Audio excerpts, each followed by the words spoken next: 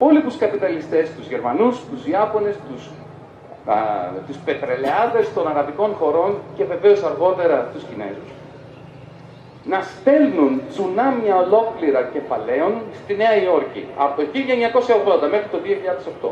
Μεταξύ 2 και 5 δισεκατομμυρίων δολαρίων έρεαν καθαρά στη Νέα Υόρκη από τα υπόλοιπα καπιταλιστικά κέντρα κάθε μέρα.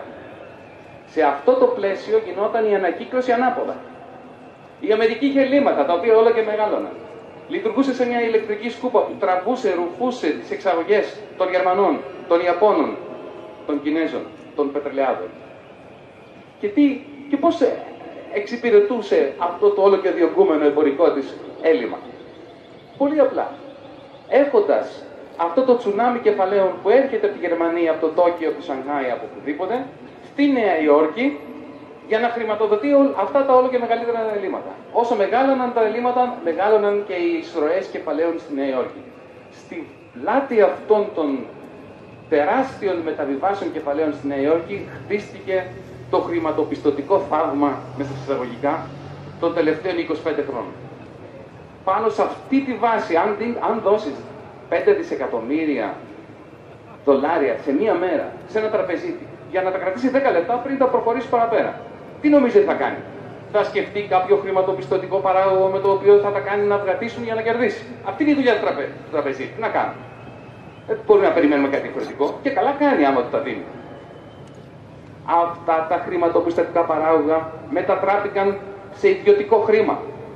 Για πρώτη φορά στην ιστορία του καπιταλισμού, το ιδιωτικό αυτό χρήμα, αυτά τα χαρτάκια, τα CTO, τα CTS, θα τα ακούσετε, δεν σας κουράσω, λειτουργήσαν ως ιδιωτικό χρήμα.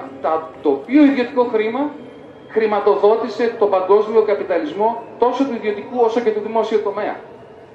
Αυτά τα χαρτάκια λίγο-λίγο, από εκεί που είχαν 60-70 τρισεκατομμύρια αξία, αγοραία αξία το 2000, το 2007 απέκτησαν 700 τρισεκατομμύρια. Είναι το νούμερο αυτό, Το ΑΕΠ του πλανήτη μας είναι γύρω στα 60. 703 ήταν τα χαρτάκια αυτά. Ο πλανήτης Γη δεν ήταν αρκετά μεγάλος για να χωρέσει όλα αυτά τα χαρτάκια, την αξία τους. Και κατέρευσαν. Και αυτό ήταν το κράχ του 2008, που ήταν ίσως και μεγαλύτερο από το 1929. Αυτό το χρήμα εξαφανίστηκε. Οι τράπεζες είχαν εθιστεί σε αυτό το χρήμα. Το δημόσιο, το ελληνικό, αλλά και το ισπανικό, και το γαλλικό, και το γερμανικό, μαζί με την Deutsche Bank και τις τράπεζες, τη Société Générale, όπως και τη Wall Street, είχαν εθιστεί σε αυτά τα χρήματα. Ήταν το καύσιμό τους. Τι συνέβη λοιπόν? Τα κράτη έσπευσαν για να μην σταματήσουν να λειτουργούν τα ATM, να αντικαταστήσουν αυτό το ιδιωτικό χρήμα με δημόσιο χρήμα. Και τότε δημιουργήθηκε το πρόβλημα του δημοσίου χρέους. Το οποίο βεβαίως κάπου έπρεπε να ξεσπάσει. Το πρώτο μέρος το οποίο ξέσπασε ήταν στο Ντουμπάι. Μετά ξέσπασε στην Ελλάδα. Θα μπορούσε να έχει ξεσπάσει κάπου αλλού. Αν εμείς είχαμε χαμηλότερο δημόσιο χρέος, θα ήμασταν το τρίτο ντόμινο που θα έπεφτε στην Ευρωζώνη. Η Ευρωζώνη όμως χτίστηκε στη βάση αυτής της ηλεκτρικής κούπας που ήταν οι Ηνωμένες Πολιτείες, που απορριφούσαν τα πλεονάσματα της Γερμανίας, της Ιαπωνίας και της Κίνας. Η Ευρωζώνη δεν μπορούσε, ήταν σαν μια πολυκατοικία που δεν έχει χτιστεί για να σηκώσει το τράπεγμα ενός μεγάλου σεισμού.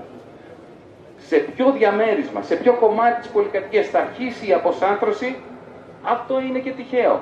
Είναι και θέμα ανοησίας αυτού του ιδιοκτήτη που το έχει χτίσει λίγο πιο περίεργα. Αλλά πάντως και εμείς να μην είχαμε χτίσει το δικό μας με λάσπη λίγο εκεί στον ημιυπαίκτριο, θα είχε αρχίσει η κατάρρευση από κάπου αλλού. Θα μιλούσαμε για την Πορτογαλία. Και εμείς θα λέγαμε, εμείς δεν είμαστε η Πορτογαλία, μέχρι που θα ήμασταν. Όπως η Πορτογαλία έλεγε δεν είναι Ελλάδα, μέχρι που έγινε. Εν συντομία. Γιατί ο στόχος σήμερα ήταν να σας κάνω μια παρουσίαση της πρότασής μου για το πώς μπορούμε να βγούμε από την κρίση. Όχι εμείς δεν μπορούμε να βγούμε από την κρίση. Οι Πορτογάλοι δεν μπορούν να βγουν από την κρίση.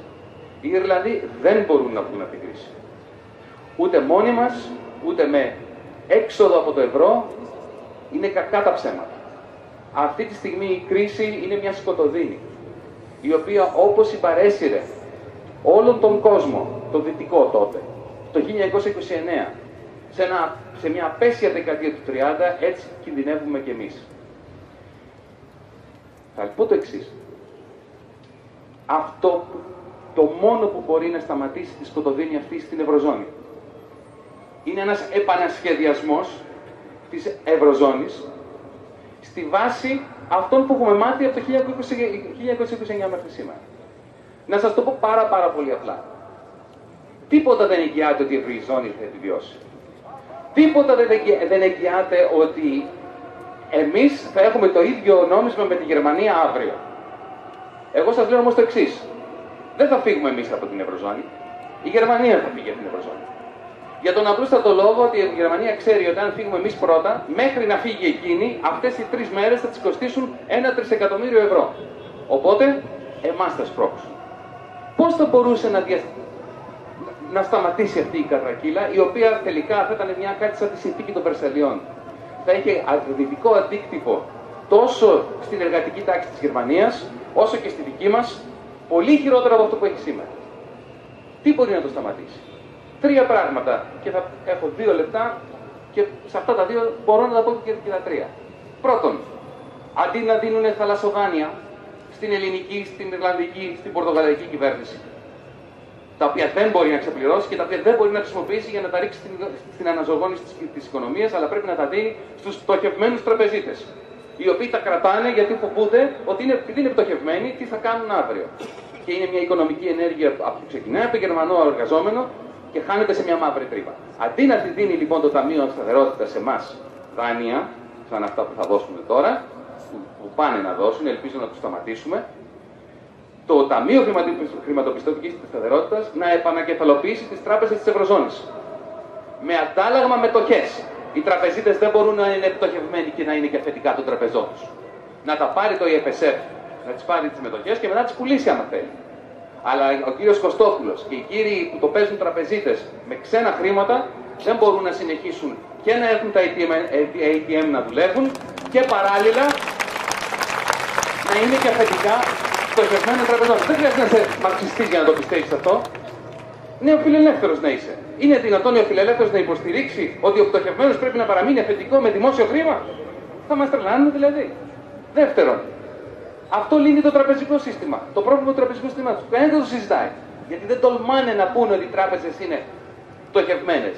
Ακόμα και η Deutsche Bank είναι πτωχευμένη. Γιατί από το 2008 δεν έχουν ομολογήσει τι είναι αυτά τα περιουσιακά στοιχεία που δίθεν έχουν στα βιβλία τους. Δεν έχουν. Το δεύτερο, τι κάνουμε με το δημόσιο χρέος? Δεν θέλουμε δάνεια. Δεν θέλουμε παναγορά χρέους. Δεν θέλουμε ο Γερμανός εργαζόμενος να εγγυάται δάνεια ή να δίνει χρήματα έτσι ώστε να παίρνουμε εμείς και να τα δίνουμε στους πτωχευμένους τραπεζίτες. Τι θέλουμε? Εάν είναι να επιβιώσει η Ευρωζώνη, η Ευρωζώνη, να αναλάβει το κέντρο το κατά Μάστριχτ τουλάχιστον νόμιμο χρέος. Να το πάρει και να το εξυπηρετήσει το κέντρο, να εκδώσει ομόλογα δικά της Ευρωπαϊκή Κεντρική Τράπεζα στις παγκόσμιες αγορές και εμείς να εξυπηρετούμε αυτό το δάνειο με 3% για 20 χρόνια, τότε θα ξεφουσκώσει το πρόβλημα χρέους σε όλη την Ευρωζώνη. Και το τρίτο, ένα νέο σχέδιο Marshall. Η Ευρωπαϊκή Τράπεζα Επενδύσεων, σε συνδυασμό με την Ευρωπαϊκή Κεντρική Τράπεζα, να χρησιμοποιήσει αυτά τα ευρωομόλογα για να κάνει ένα νέο σχέδιο Marshall για ολόκληρη την Ευρωζώνη που θα αποτελματώσει όλη την Ευρωπαϊκή Ήπειρο. Και τελειώνω λέγοντας το εξής. Κανένας δεν εγγυάται ότι θα το κάνουν αυτό. Αλλά εμείς έχουμε υποχρέωση ιερή να γυρίσουμε και να πούμε δάνεια γιοκ. Ή κάνετε αυτό, ή αφήστε τους Γερμανούς να δουν και να βοηθούν και να βγουν από το ευρώ.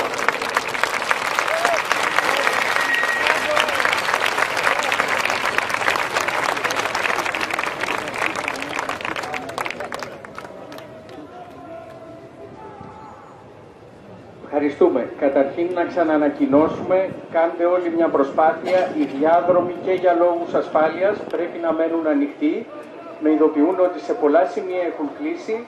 Παρακαλώ κάντε μια προσπάθεια να ανοίξουν πάλι οι διάδρομοι. Συνεχίζουμε με τον επόμενο ομιλητή, τον Δημήτρη τον Καζάκη.